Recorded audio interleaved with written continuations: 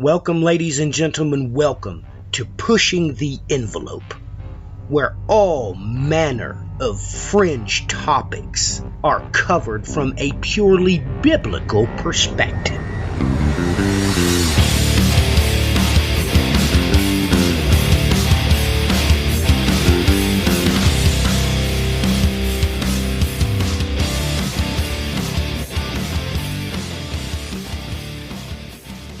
Welcome, ladies and gentlemen. Welcome to this edition of Pushing the Envelope.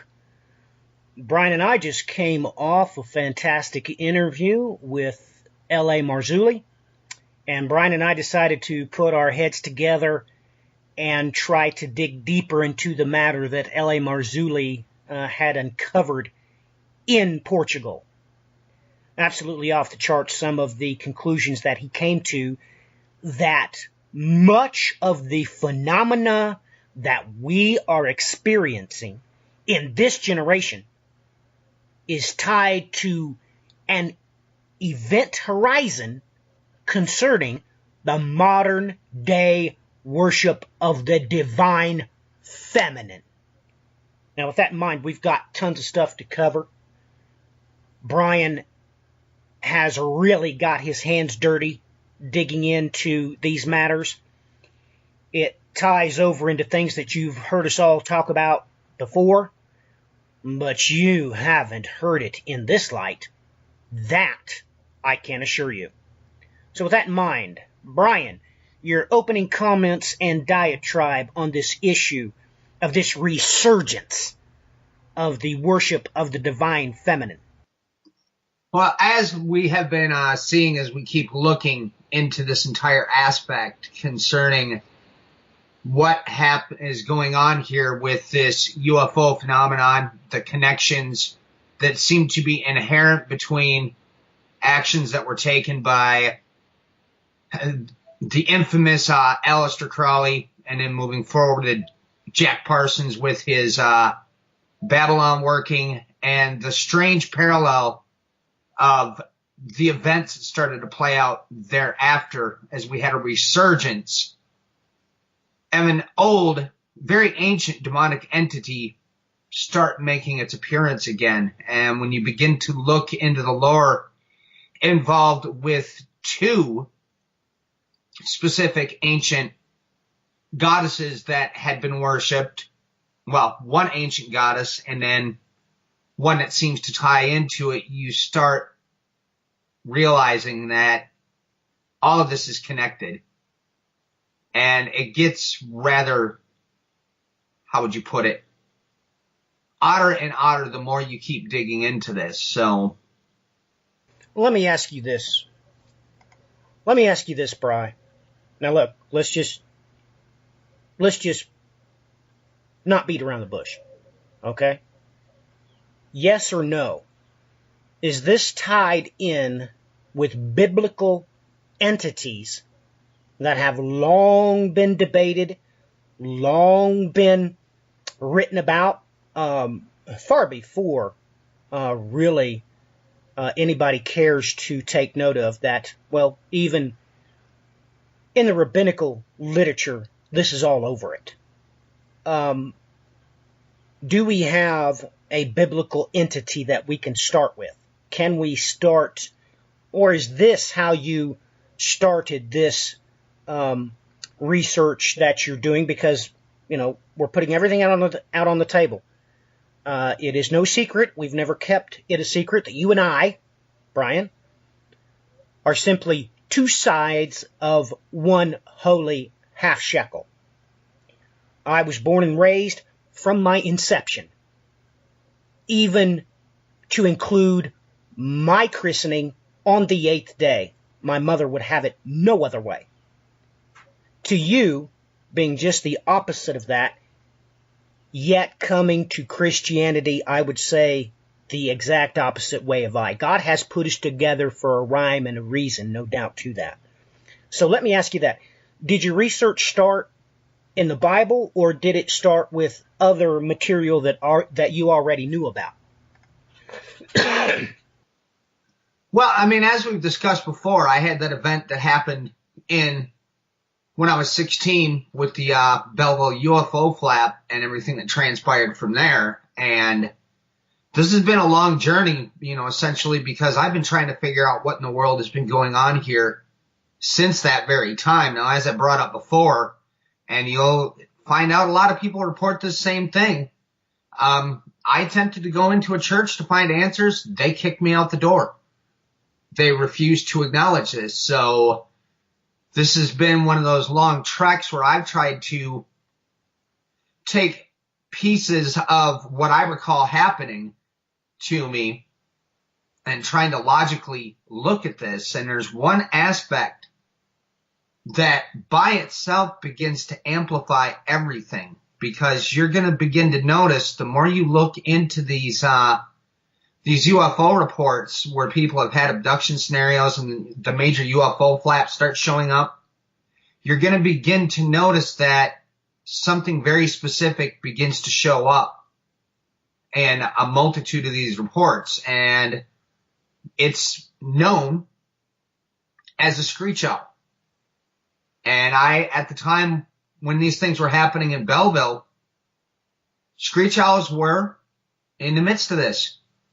And it's something that for a very long, long time had bothered me. I could not understand why they continue to keep coming up in the midst of this with multiple reports, including my own run-in at that point in history.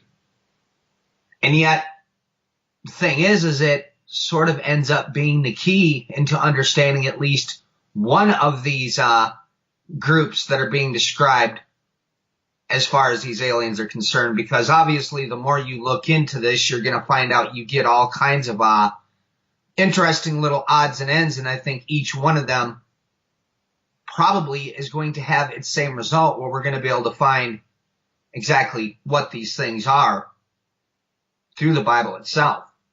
But the screech owl is very important because it shows up in the Bible. When you look underneath that term that's used in Isaiah, you're going to find out that that term underneath there is Lilith.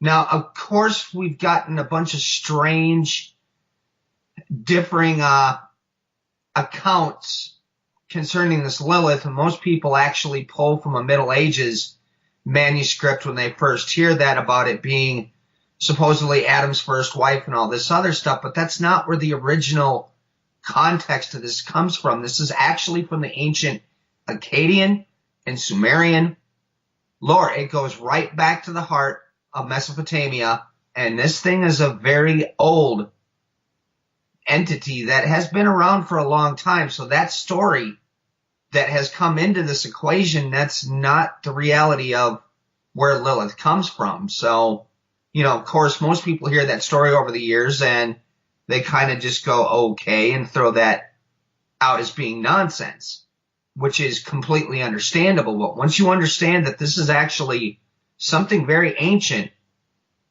very old, then things start to add up after a while. Well, Brian, that being stated, I know a whole lot about the rabbinical text. I know a whole lot about this screech owl, this, how it's pronounced in Hebrew, where it's at in the Bible. But something else is screaming out to me, something else that I know a whole lot about. And that, ladies and gentlemen, is Bubo.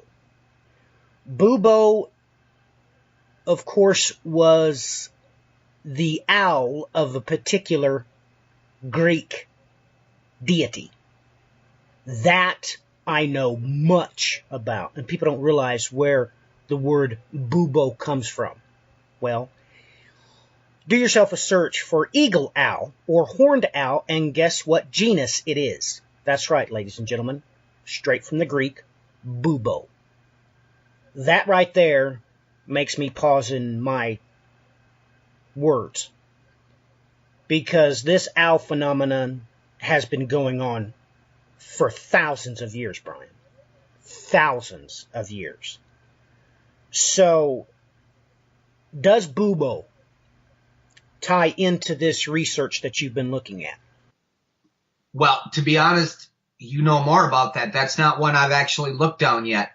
I've tried to keep this to its most ancient form to kind of get an idea of what's being referred to there. So maybe if you explain that more clearly, and for myself and for the listeners' sake, and I can see if I can see correlations that draw into the same thing. Well, the first thing that everybody needs to realize this is that Bubo was not this deity's... Let me rephrase that. I need to attach a feminine to that. So we're going to call this entity... man, I really don't want to use goddess. But there's no feminine for deity. This deitess, it was not her bird. It was her. And she would take the form of Bubo in order to go about her escapades undetected. You have this poured in artifacts all over the ancient Middle East in pure silver. As a matter of fact, there are so many artifacts with Bubo in pure silver. They know absolutely beyond any shadow of a doubt that just like the holy half shekel, ladies and gentlemen, silver was attached to the idea and the worship of this deitess.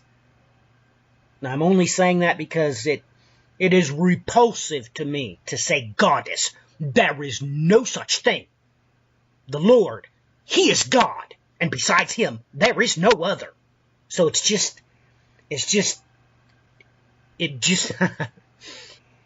just creates a foul taste in my mouth when I have to say it, but there's really no other way I can put that. So let me pass this over to Brian. You all can look that up. Of course, do your research on the Owl of Athena. And that leaves a bad taste in my mouth as well, because I didn't want to mention her name.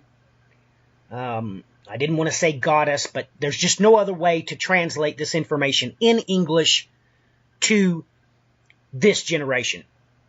So with that in mind, Brian, I pass it back to you.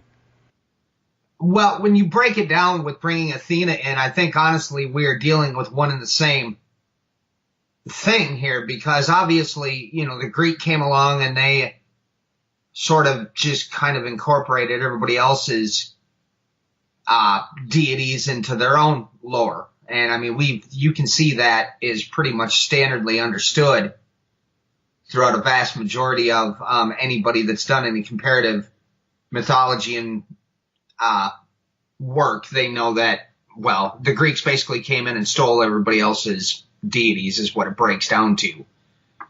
They just assimilated them essentially and gave them their own names that were the same. I mean, where do we get Osiris is, for instance, that's a Greek term for that name, which is technically, when you look at it, it's Asar, or to put it simply, it's Asher. So, we get a lot of these names and ideas that are actually one and the same thing, and you'll find that is pretty much a constant throughout a vast majority of these things throughout the Middle East. They're always going to end up going back to one and the same with a different name and a different culture. So to me, when you get that war aspect coming in with Athena and all of that included, you've got the same idea that's tied in with, this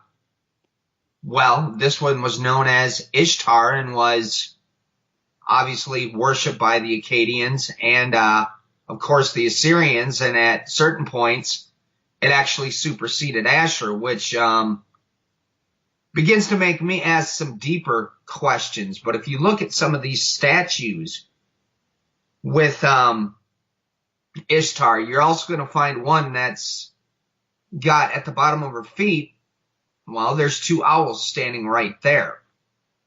And this is not that specific statue. That's going to be in a different spot that I've got that image. But nonetheless, you'll find that this ties into one of the stories concerning this specific deity going into the underworld, and those that Lilith is involved in that part of it. It comes up in a story related to Gilgamesh with the serpent, the tree. There's a certain type of bird. And then these Lilith, these night demons are at the bottom. And then really that's, to a degree, almost your best way to translate this. This Lilith is it's a night demon. And they're associated with, there was a lot of, what would you call it? They made protective sigils commanding this thing to stay away from their children. So obviously you had it being associated possibly here with crib death. Not to even mention you start getting into the incubi type of deities. And the disturbing thing is when you understand what was going on with Crowley and, like we talked about with LA on Sunday, you start bringing in all these Eastern religions like H.P. Blavatsky had done. You start bringing in this tantric lore, and they started mixing the Eastern religions with the Western-styled occult religions. They started putting the two of them together. And honestly, that's actually quite important in light of quite a few other things, because, for one, I think it's mankind that has put a make-believe divide between West and East, getting the conclusion they were never in contact with each other, when all of our archaeological data shows they indeed were in contact with one another. This owl, Bubo, also took on another aspect. It was also called the Owl of Minerva. Now, this was basically just another name, of course, for Athena. But I want to ask you this in particular. In this aspect, it was completely the symbol of knowledge and wisdom. And did the worship of this deity involve, mystic knowledge? Is that what Mrs. Blavatsky was after? Because if that be the case, you are emphatically referring to the same deity, because that's exactly what Bubo represented. Your comments, please. Well, most definitely that's what Blavatsky was after. We don't even know, to be honest. There's a lot of stuff that goes on with her that you tend to wonder how altogether in the head the woman was.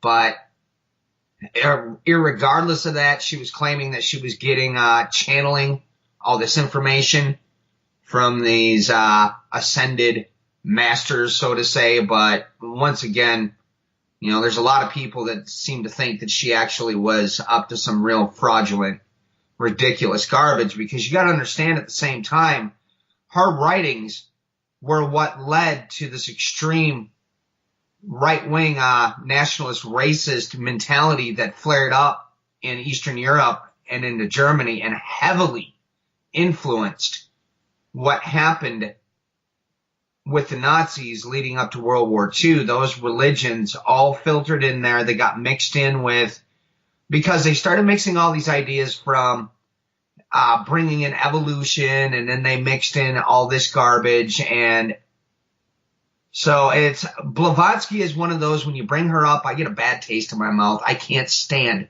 that woman. I've never had any kind of appreciation for anything she did in my entire life. I always was disgusted by her, but was that what she was doing? Yeah. It's one and the same thing. Well, that being the case, this ties directly to the biblical Greek, because, Brian, the word for knowledge in the Greek is also attributed to a deity that is lord over exactly what you're talking about. Not just knowledge. Okay, we're not talking about how to sow your corn. Now, make no mistakes about it. That all involves the measurements of a man. Everybody knows this. You plant your corn so many fingers deep, and then, of course, you spread it out so many forearms apart.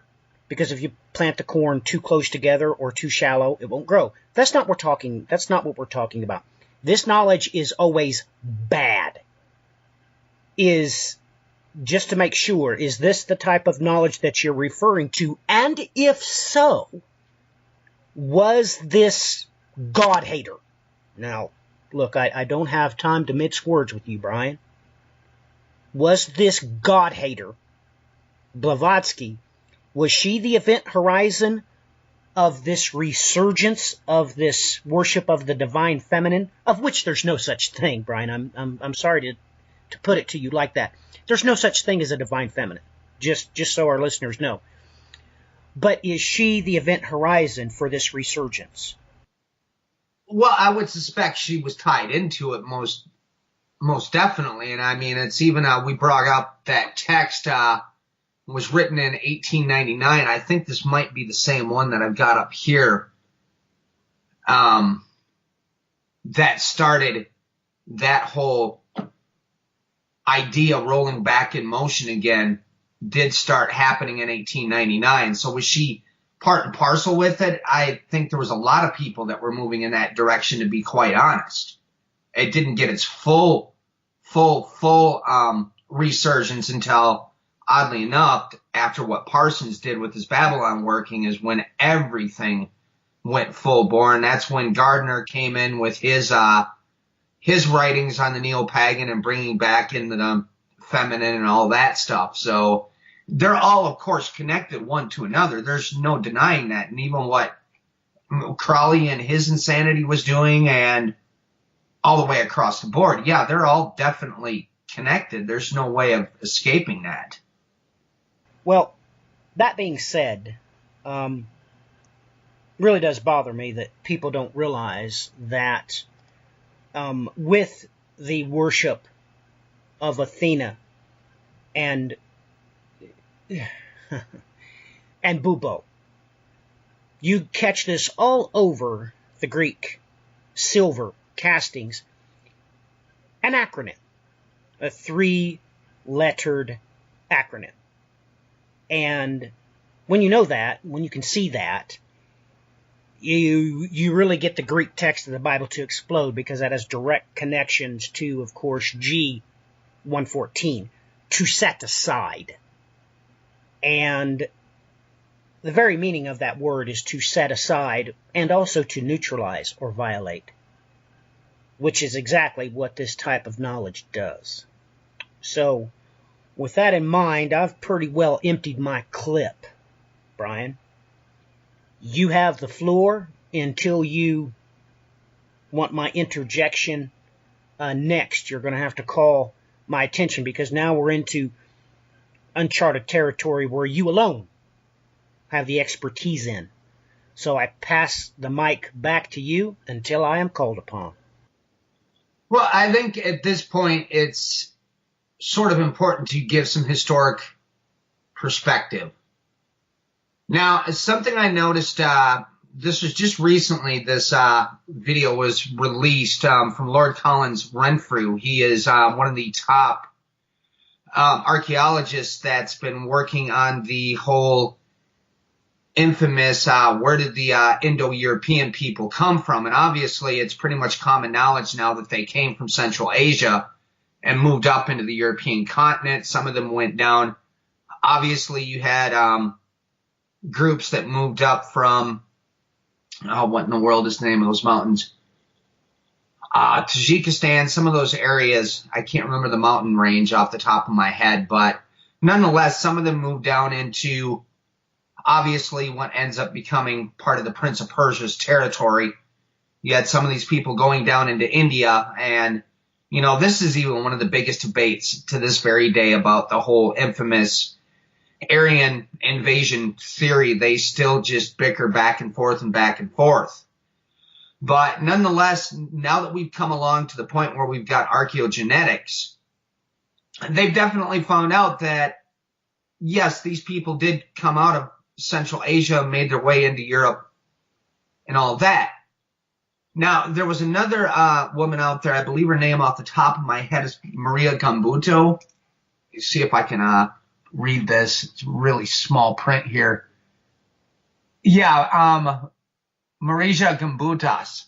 And she was doing a lot of work in the areas of Eastern Europe, and then obviously had started digging into stuff in Central Asia and looking at everything that was going on there. And what she ended up finding was entire civilizations that were matriarchal, meaning they were, well, the women were in charge in these civilizations. And obviously at that point in time, you had worship of the feminine going on and everything else. But what they have found now in the new archaeogenetic findings is that this set of people that were worshiping the divine feminine, that was the first wave. And this goes back quite early in history. Whereas the second wave of people that came out of Central Asia and came into the European continents, they were no longer matriarchal, no longer the same worship system. And when you begin to look at the varied findings that they found that were associated with this matriarchal society, you begin to get the impression that this was the pre-flood civilization.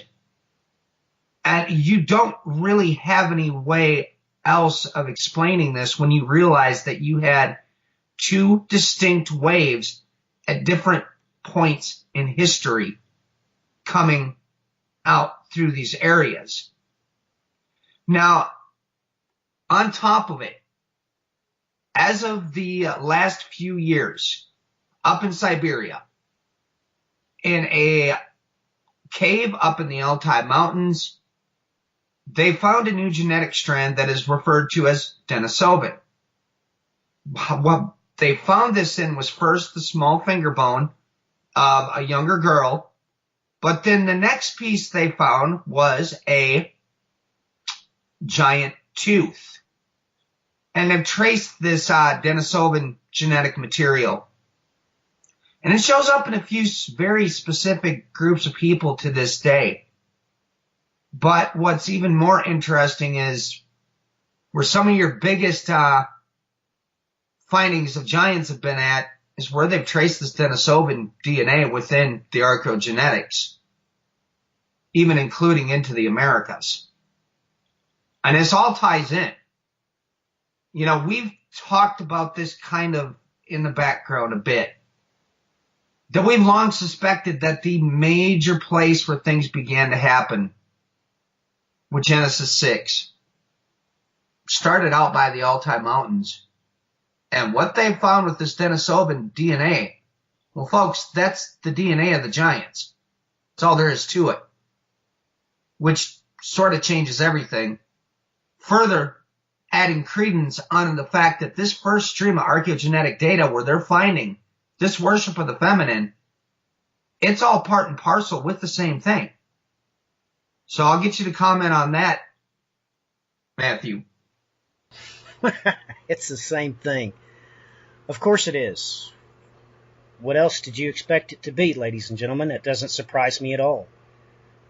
It's, man, you're talking about an event horizon that's absolutely off the charts. These things tying in, well, Brian, with this generation, I mean, you're really talking about the past 120 years. Really. You cannot escape that fact, Brian. I mean, you're speaking in things that, you know, I'm not an expert in, but I listen biblically. That's what my ears are tuned to hear. And when you say generation, when you say Genesis, I'm sorry, but I can't hear any other frequency. All other frequencies are literally muted. I mean, I screen out all other frequencies naturally. And maybe I should point this out. Ladies and gentlemen, this is the type of people we're talking about that have done this. You need to understand what G114 is, where it's at, and I'll give you one of the verses. It is actually G5087. That means to place. It has a very strange thing, and you're not going to be able to see it in your Strong's Concordance because it just quite simply has a prefix alpha. A prefix alpha is negative. It means opposite. Ladies and gentlemen, this is the verse that it's in. Yet in the same way, these men also by dreaming defile the flesh and reject authority and revile angelic majesties. Now, I don't know what else Brian is getting ready to add. I really don't. But you need to realize, Brian and I have stated this over and over and over and over.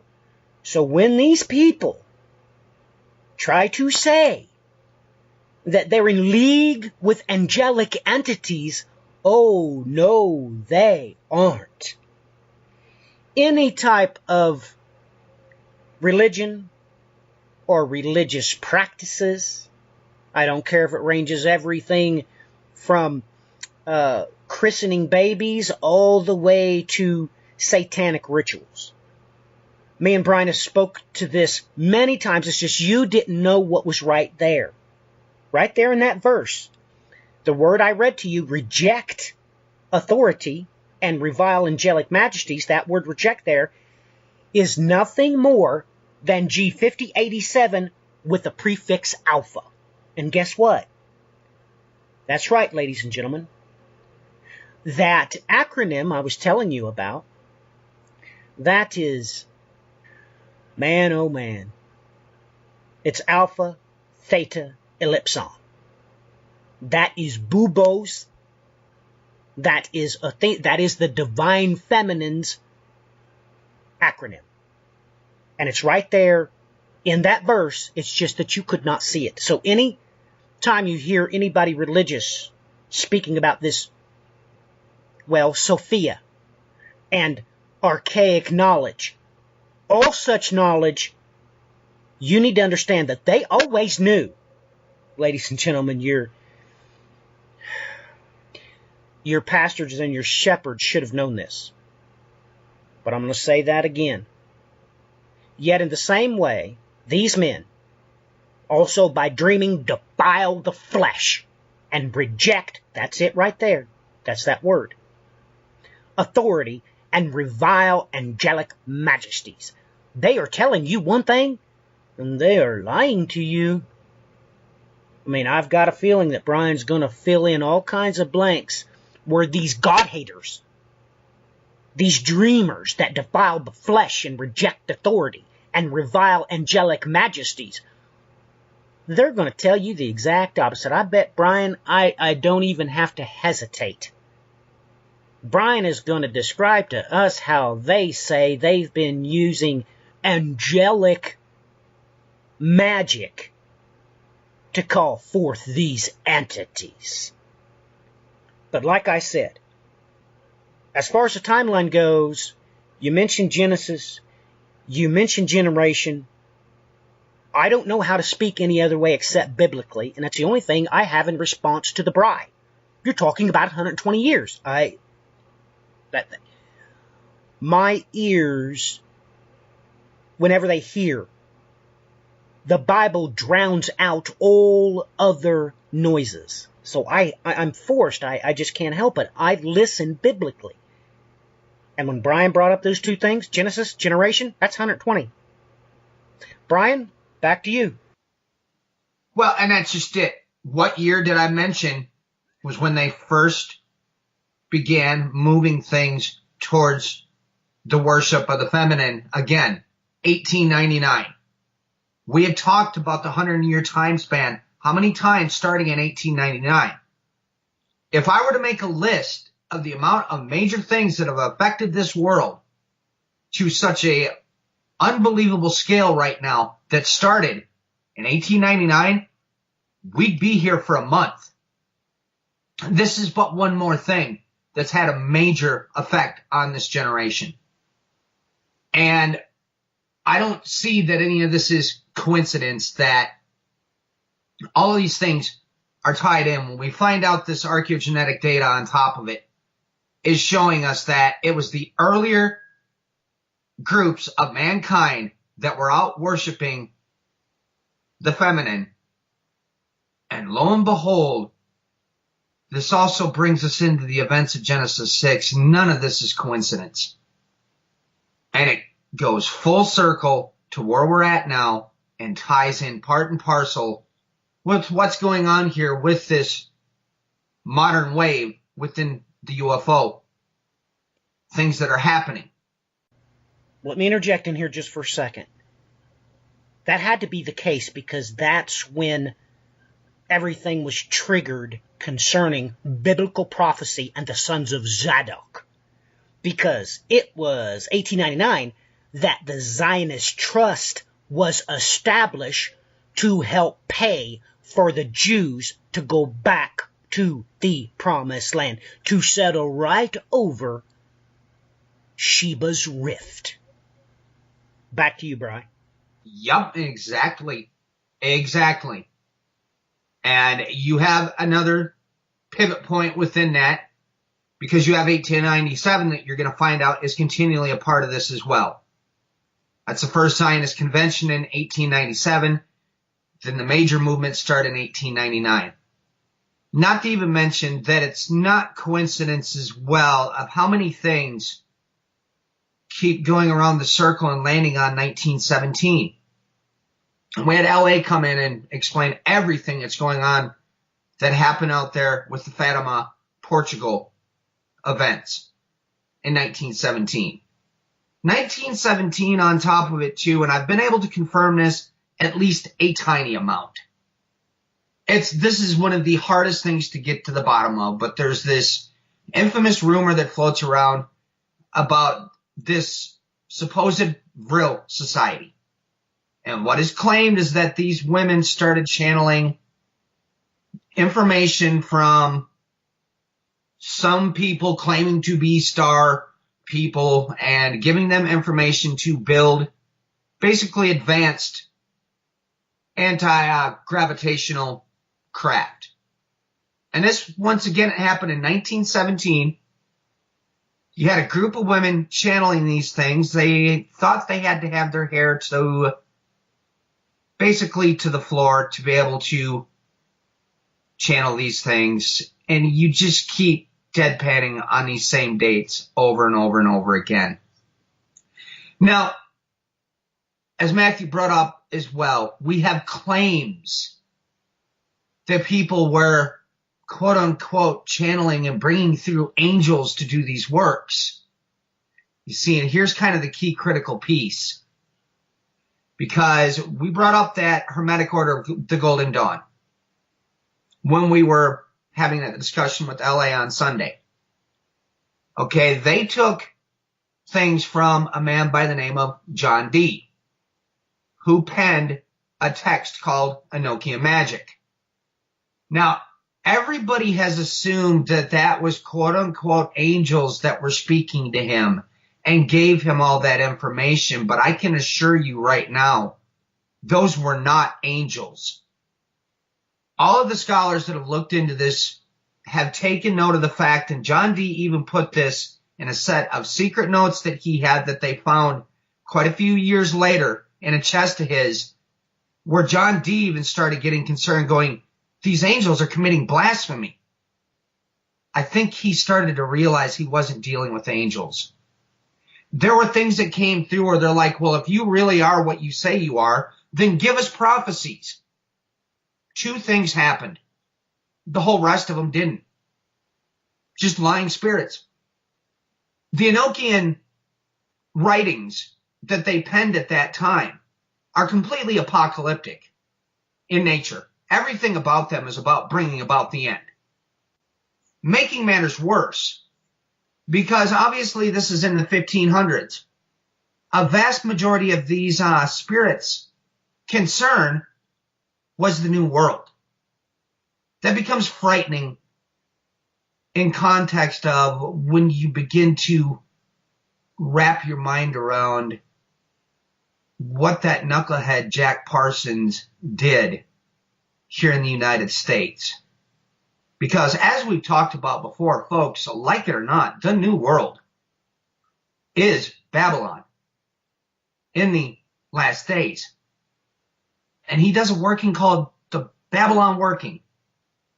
You see, there was a little thing with these writings of John Dee. You see, there was 49 leaves, or keys as they try to call them, but one of them was not ever written down. That one was to never be broken, never to be touched. You see, and that knucklehead Crowley, well, he went around and he opened all 48 of them up. But then Parsons comes along and does a 49th that was never written.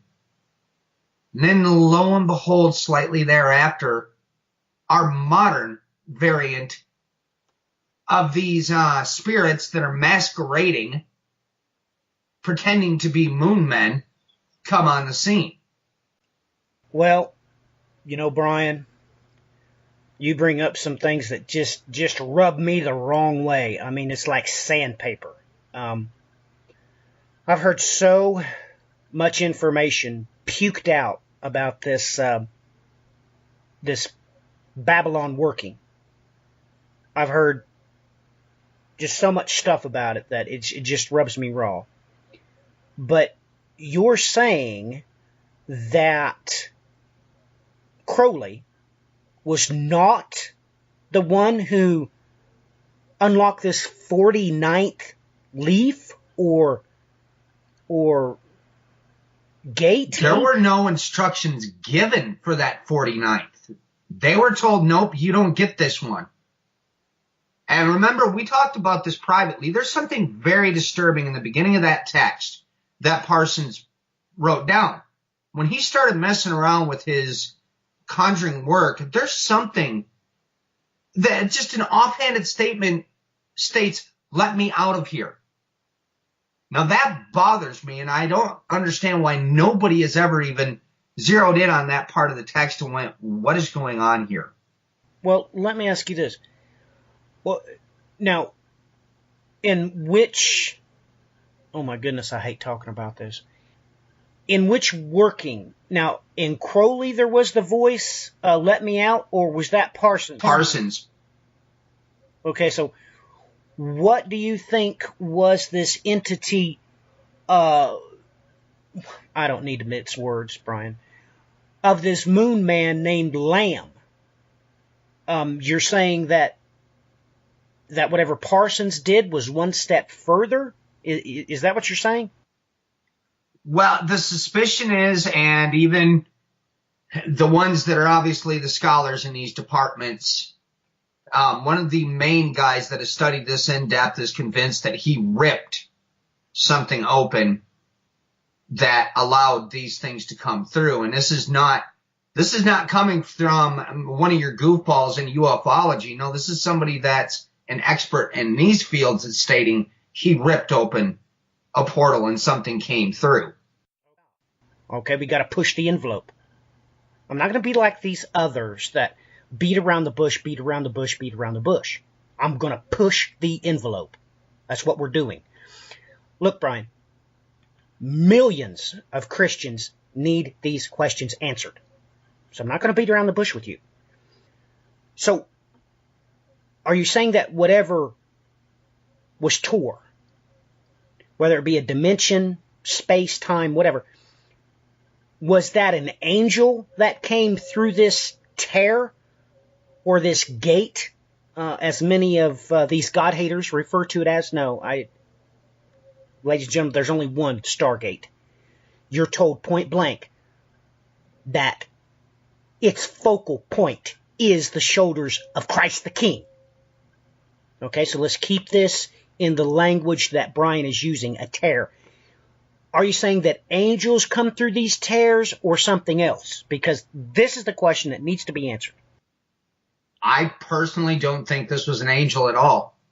And this was a rip in, what, I guess depending on what kind of terminology people want to use, a dimensional rip, or as I refer to it, the veil, which, how do you explain that exactly? Well, some people would refer to it like onion skins.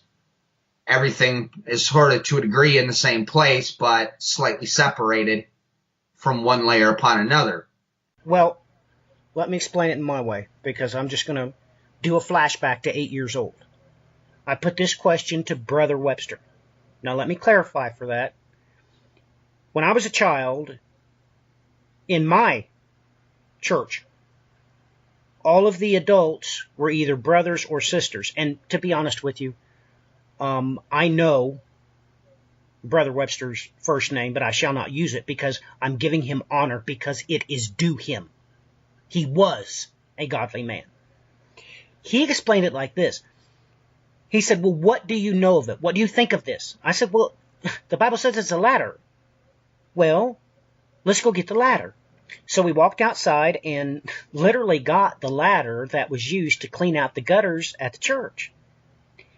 And he says, this is what I'm going to use to illustrate to you. He took a dowel rod and stuck it in one of the holes, and it made the rung of the ladder longer. It was outside the two rails, Brian. You understand that's what a ladder is. It's two rails, and there's steps in between the two rails. Well, the hole that is the aluminum step, he ran a dowel pole through. Now, most people don't understand what that is, maybe because they're not in construction or not a carpenter. Like a broom handle. He ran a broom handle through that, and he goes, this is what they were trying to do. They were trying to create an extension of those steps on the ladder that was outside the two rails God had created to govern. So, you said entities. What entities? What non-angelic entities would have been coming through these? Do you mean people were escaping from Hades? People were escaping from paradise? Were these people, or what were these entities? And if you don't know, that's fine. Just say, I don't know, Brian. But give us your best educated guess, at least. Because like I said, this is pushing the envelope. These are the questions that's being asked by the sheep. It is our mandate to answer those questions. So, Brian, your thoughts. What were these entities? Well, in this specific case, this was whatever decided it was going to mix with an owl. It's this Lilith entity. All right. I have no further questions. Please continue. And, this is where it begins to get, because when you break this down, we've talked about what happens there in Psalms 139, where you've got that verse that adds up to 1947. You have that first word that is Gollum. Now, at first, you can't understand what in the world is going on with this because, well, the whole idea that behind Parsons doing this goofy thing that he did was to bring forth this Moonchild. But they keep bringing up a homunculus, a Gollum over and over again, and you can't really understand the gist of it at first as to what's going on. But when you start looking into this lore concerning this Lilith demon, and then you start looking into the Kabbalistic lore, and you start looking at the two of them, you go, oh no. It's one and the same thing as one of these grays. Now, what exactly were they speaking of when they were talking about a homunculus? Well, that's where things got disturbing. It took me a long time to put the pieces together as into what in the world he could have done. And this goes part and parcel with this Lilith. When they describe these things as being part of they refer to them as an incubus, succubus, succubus type thing. This goes into this type of occult practice that they had brought into Western occultism at that time. All right. Let me clarify what you meant by this verse that equals 1947. I can jump in here right now and clarify, no problem. People need to understand what we're talking about, especially those that are crowned with silver within the church. Ladies and gentlemen, Hebrew never had Arabic numerals in it. That means 1, 2, 3.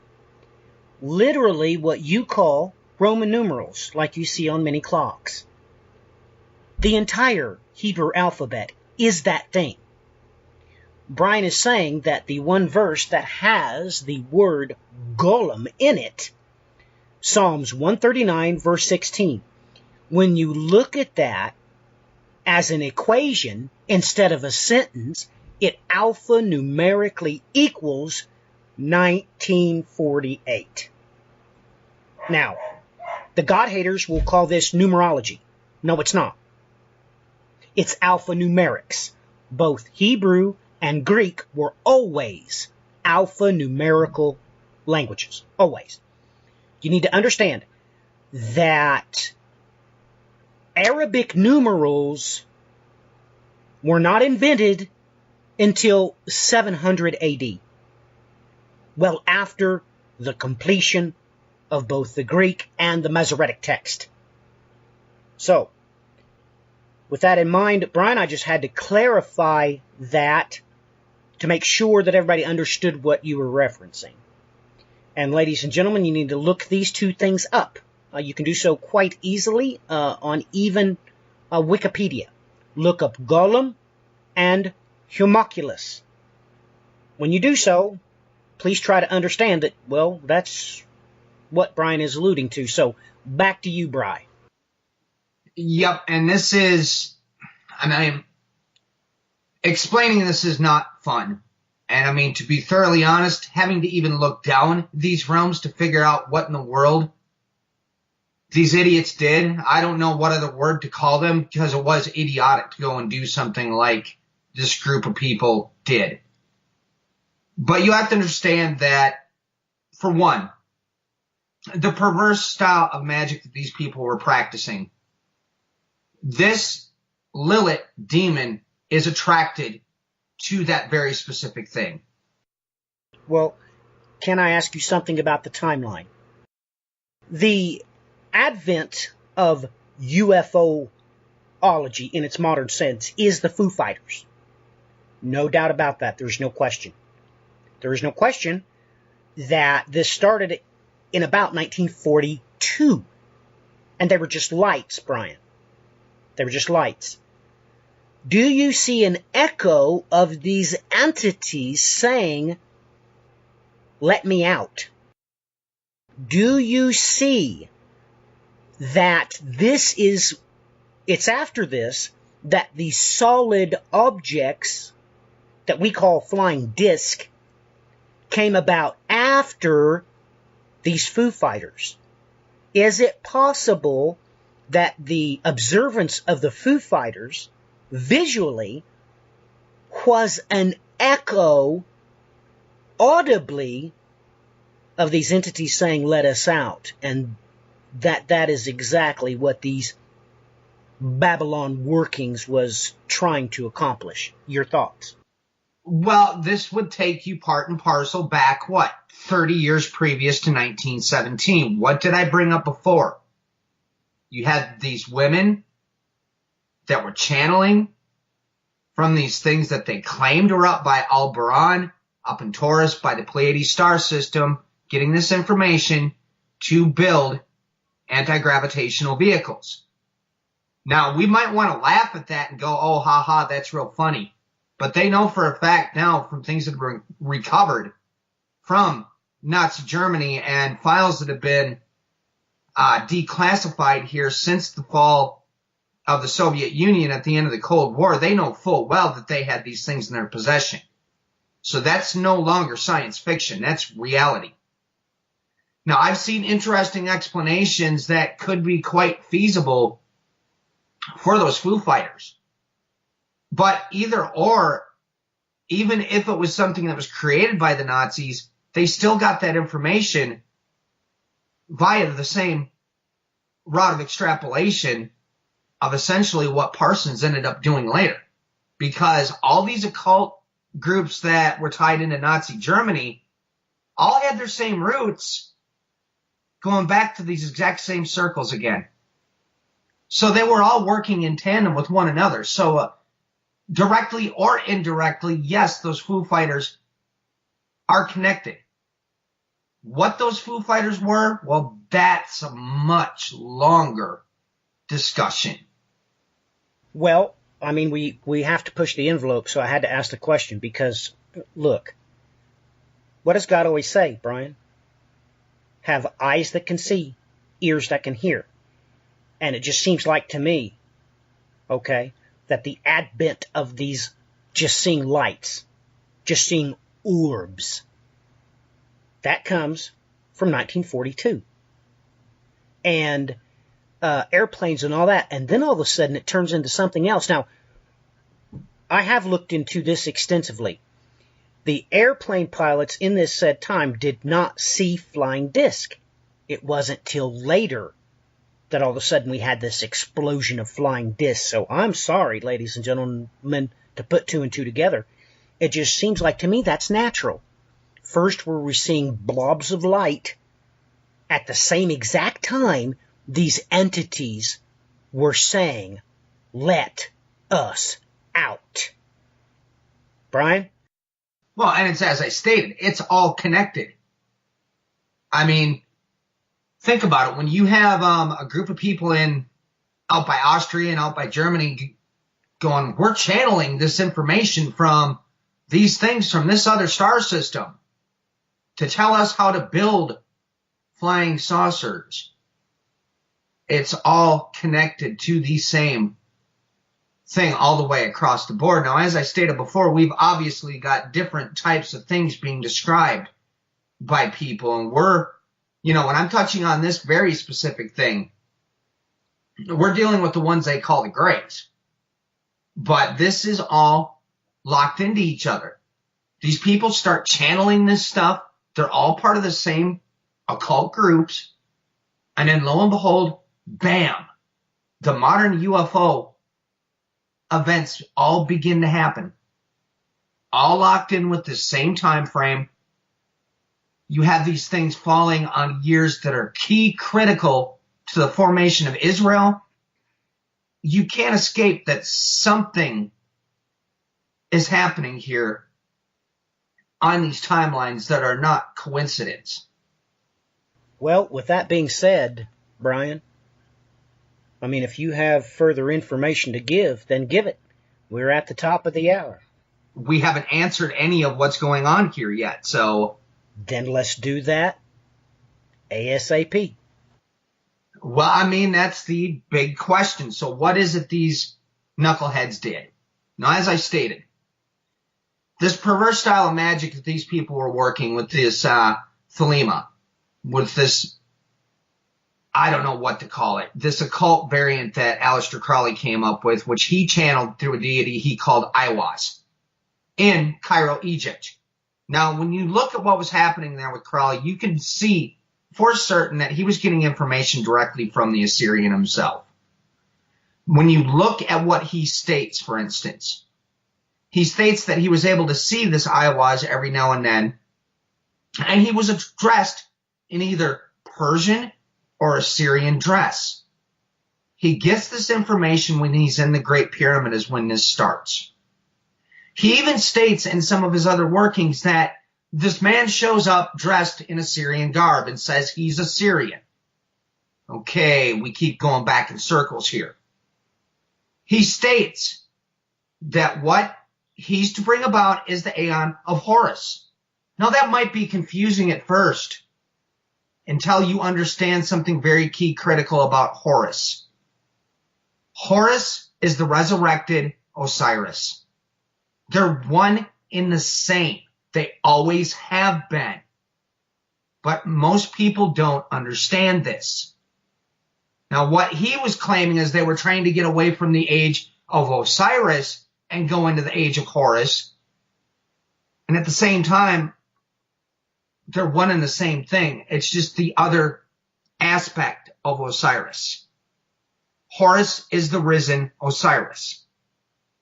Now, when you look at some of these things that are going on with Horus, for instance, you'll see some of these battles described in their ancient texts where he's up in the air and he's a flying disc. Okay, that's a little bit on the ridiculous side. You got to be joking. But that's what it says. Now, we have all seen the depictions of Asher where he's sitting inside of it's a flying disc. Okay, you take the man out of it, it's a flying disc. Those are all over Egypt. The Egyptians showed up there being worshipers of Ashar, of Asher. Can I ask you a question? That also refers back to the infamous Battle of Tyre, when Alexander should have went to Jerusalem and slaughtered them because they didn't send him the troops he requested. And he did not do so because the intervention of flying silver shields.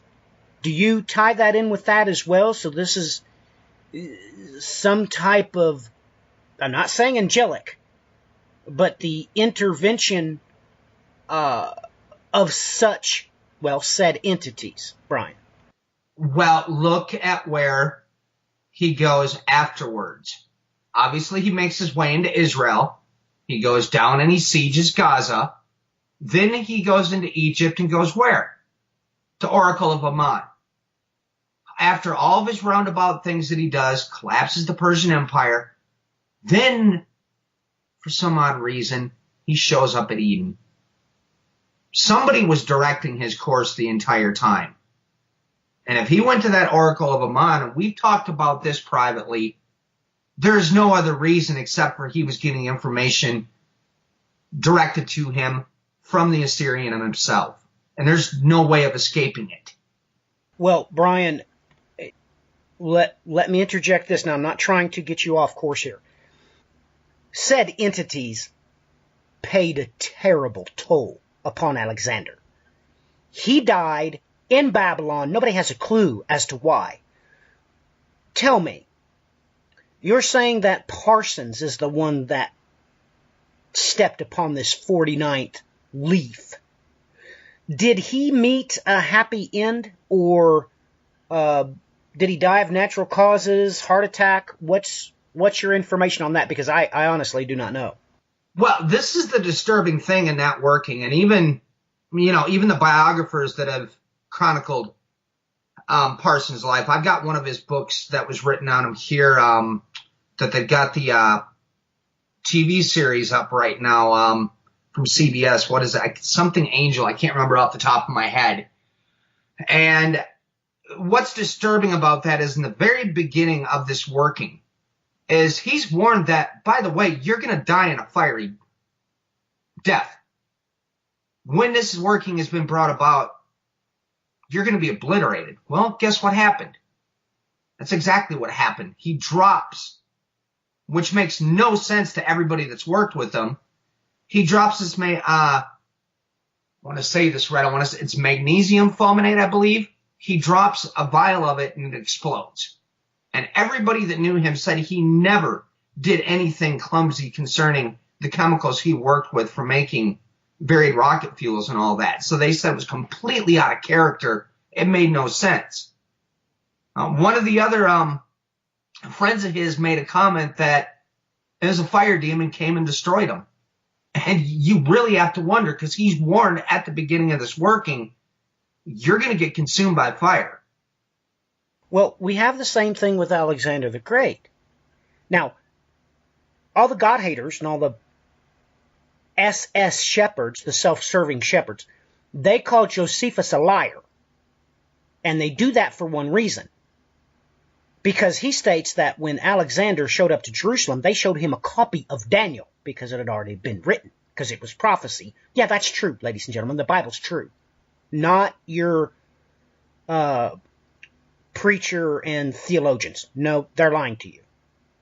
That being said, you're saying that Jack Parsons did the same exact thing, because if Alexander had been told the prophecy in Daniel about him, just like, now make sure we all understand what the Bible says. There were 3 ribs in that mouth. One was his mother, a prophetess, the oracle at Delphi, and the third one was the oracle that Brian just mentioned. This being the case, Alexander knew his doom, and he did it anyway. Are you saying it's possible that both Alexander and Parsons knew their end and they did it anyway? Is that possible? I think the warning was pretty clear cut. Now, Parsons heeded the warning or understood that, that's altogether up for debate, but nonetheless, the warning was there in broad daylight. So there's one other question I've got to ask you that's come across my plate. It has been rumored that Parsons was actually trying to create a homunculus. Yes or no from your research? Well, that, no. Because, at least in the statement that was made by that person, was wrong. Because they tried to claim that the explosion, he was trying to do that at the time. No, that's not the case. But was he trying to do it earlier? Yes.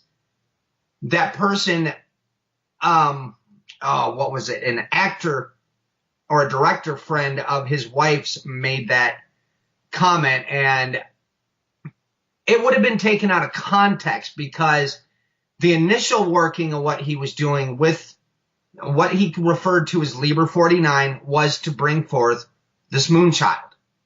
So the original working, that was its intent. And most people say, well, it never happened. Well, here's the problem. They didn't comprehend what it was that was meant through these occult workings of how this had to be done.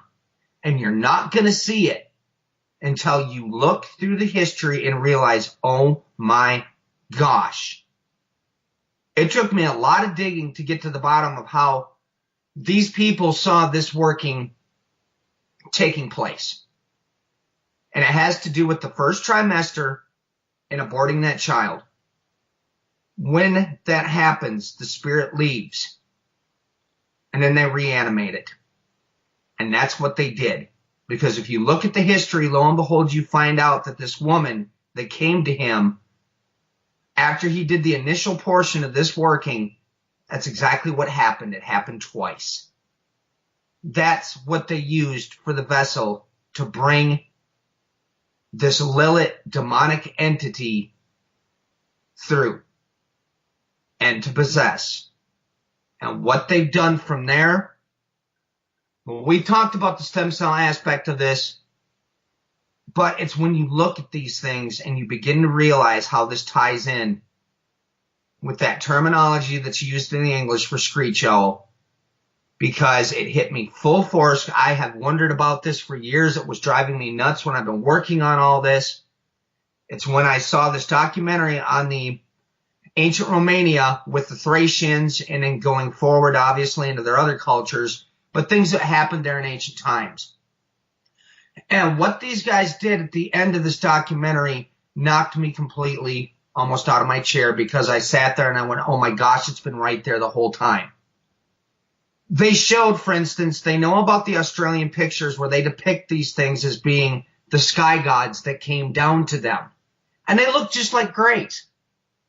And then, lo and behold, we know full well that we've got these same images all over the world. Obviously, whoever made this documentary figured out something I was trying to figure out this whole time, because they imposed an owl over the top of every one of them to show you that's what they are. And then all of a sudden, everything made sense. Because like I said, when you understand that they're using this perverse form of tantric magic, this is what attracts this specific Lilith demonic entity to it. And you can look into this and you're going to find out that it's part and parcel with this being. You start looking into the Kabbalistic lore, it gets more disturbing, because you realize on top of it as well, when they get further along and they write the Zohar and some of these other texts, they start referring to this thing as being androgynous. What do they always refer to these grays as being? They have no sexual organs whatsoever. They're androgynous. The more you look at it, you begin to realize what it is that he did that day, and he opened the door for these things to come through. They used those aborted children, which is beyond disgusting, prior to that first trimester. And this is like we talked about in the background, Matthew and I, it really begins to bother me when you start thinking about them worshiping Moloch and passing their children through the fire, you begin to wonder if they were doing this very same thing at that time. Brian, what you just said completely blew me away. Ladies and gentlemen, we have caught Planned Parenthood buying, selling aborted babies. That's what your tax dollars are being used for when you pay your kleptocracy. There is no Democrat. That's a lie. There is no Republican. That's a lie. You have not a democracy. You have a kleptocracy. Brian, that is chilling. It's absolutely chilling. Now, wow. I have gone just about as far as my mind can go. The mic is yours. Well, I mean, to comment on that too, and they'll throw out there that supposedly Planned Parenthood is not paying for abortions. That's all a myth and all that. And look, I found out just recently here, this girl relayed to us that they paid for her abortion, and I was pretty furious about this. And honestly, I think this is where stuff gets real disturbing when you start looking down some aspects concerning this, why it is our government might be involved in the midst of this. And there gets to be some real weird stuff when you begin looking down these circles, where there's a lot of people that suspect that this military-industrial complex is tied part and parcel with this entire broad topic. Because when you consider how deeply connected, obviously, especially Nazi Germany, because we know full well, we've covered this in depth, just the war criminal aspect of people that were brought in to fight against the communists. That's only half of the equation. That information I got from somebody that worked, hired by Jimmy Carter in the Justice Department to investigate why there were so many Nazi war criminals on our ground. That is from reliable information. We know on top of it as well that Project Paperclip obviously was brought in for our aerospace and rocketry designs. But then you go into the levels of this anti-gravitational propulsion systems, which, folks, those are real. They've known about this technology for a long time. So yes, in part, some of these things that are being seen are man-made. The question is what ones aren't and what are. This gets into weird areas.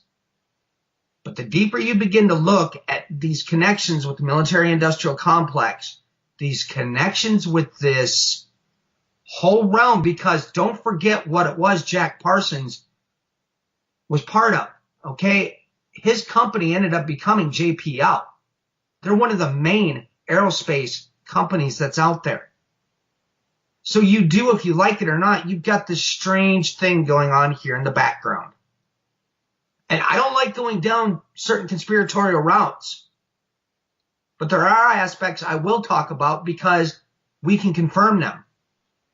And these aspects, as far as the Nazis are concerned, these are fully confirmed. We've talked about MK Ultra, for instance. Once again, declassified, confirmed. Project Stargate, for instance. What was that? Remote viewing. Declassified. Confirmed. Okay, we can keep going with this. People don't realize that years back, they actually released an entire trove of documents out of the CIA concerning UFOs, not to even mention documents on the Roswell incident. All this has been out there in broad daylight. Okay, people have probably heard about the infamous Nazi bell, but do they know about the Kecksburg bell? Because again, a whole slew of people saw this thing crash there. And you look at it, it even had the same markings as that infamous Nazi bell, which a lot of these people are stating was actually the propulsion system for these anti-gravitational devices. So it gets really quite strange after a while. Well, Brian, I think we've Well, I think we certainly have pushed the envelope right to the precipice, right to the edge. Your closing comments, please. Well, this is it's been one mysterious area to try to open up and understand. And I'm still, to a degree, trying to understand some of the odds and ends going on here. And I think as we push things a little bit further, we're going to probably end up finding more answers. So like I stated before, I have a suspicion that these varied things that are being described on all these different abduction scenarios, we're going to find references to them in the Bible. These descriptions are not coincidence. I mean, think about the insectoids for a minute. We do have references to locusts in the Bible with that sort of demonic entity. We got all kinds of other things in this equation. We haven't even talked about the Nordic ones. That's going to be really bothersome when we get there, because I'll give a little hint. See, me and Matthew talked about this time and time again. You know, when the Magi there at the time of Daniel, you see, not all of them went along. And some of them split. They took off and they went into the Himalayas up by Tibet. And you can actually trace it. It's been traced through archaeology. I've got the books in my possession. This is known to be fact. And Tibet seems to be the sort of precipice for bringing all of these things back into the forefront as is. You see, so we had good Magi, and we had bad Magi. I don't know how else to put it. And honestly, I've got strong suspicions that that other side of that equation is involved here as well. There's a whole lot more that goes into this, but we're starting to get answers that hopefully are shedding a little bit of light on this. I mean, we know full well from a multitude of reports that when these things show up, the moment somebody mentions the name of Jesus, these things freak out and immediately stop what they're doing. That right there tells you this is demonic in nature. There's no escaping that. But as I had pushed and fought against the fact that we've had for so long, so many people were convinced that the angels were involved in this, the more I've dug into this, we're finding out the angels have had nothing to do with this at all. And now little pieces of this are beginning to get clearer. And hopefully we can bring more clarity into this topic as we go along. I hope so too. I hope that as information is relayed to us, we pass it along, Brian. And I don't know what other way to put that. I mean, ladies and gentlemen, this is literally what we are supposed to be doing. There is no doubt to that. This is what we should be doing. Look, this is how it works. You read the Bible, you get revelation from the Holy Spirit, and you relay that information in the name of Christ the King. That's what a shepherd does. That's what a teacher does. That's what a preacher does. 100% of the time. And when those three things are not accomplished, those who fear God sit down, shut up, and wait for those three things to come about. It is only then that it is a beautiful time to speak of such things. So, Brian, give us the websites, most importantly, how to get a hold of the iTunes feeds, and the projects you're working on. We're still working on video. Where are you at with that? We need all your information, and then your goodbyes, please, and I shall take us out. All right. Well, the website's thebandsofTime.com, and we've got the endtimetribunemedia.com. I still have to feed at least my Spreaker into what do you call it, iTunes feed. But of course we've got, according to the scripture, Matthew's got that set up going into iTunes. So as far as the video, I don't know if we're going to be able to pull that off or not. That's going to be maybe far more difficult than I first had hoped, but we'll have to see here what happens. It might be possible. I'm trying to get this Mac that I'm using in the back room because I have to have it be a little bit more quiet. And our living room has got the air conditioner. It has a fan above our heads that's got a broken bearing, so it makes tons of noise all the time. And of course, we have a roommate that snores. So I've got the iMac set up in the back room. And I don't know if it's going to be capable of pulling off video or not. And maybe I'll have to try to move the other machine back here. I don't know. But we'll have to see how all that works out. I think that's pretty much the gist of it. If you, also, I have a Facebook page for End Time Tribune Media and one for the Bands of Time. And also Twitter, you can find me at the Bands of Time as well. Thanks for joining us. God bless. All right, ladies and gentlemen, yes, I would direct you to the Facebook page. According to the scripture, you will find that listed with my name, Matthew Miller, of course. The way things are going, that's just the best way to do it, is to go with a free Facebook page. So Brian has the Facebook page. I have the Facebook page. And this is what we're going to continue to do. Let me relay you the mystery of the flawless cutlass. It's read God's Word, get revelation from the Holy Spirit, relay that information in Christ's name. It's called, and it's been called since I was a child, read, rinse, repeat. But take note, ladies and gentlemen, the shepherd is only a shepherd if he realizes that the repeat part is not what he said. It's what God said through the Holy Spirit in Christ's name. And it's that simple. That is the riddle of the flawless cutlass. Until next time, ladies and gentlemen, we are your hosts, Matthew Miller and Brian Ingram. God bless. Godspeed. Pushing the envelope, signing off.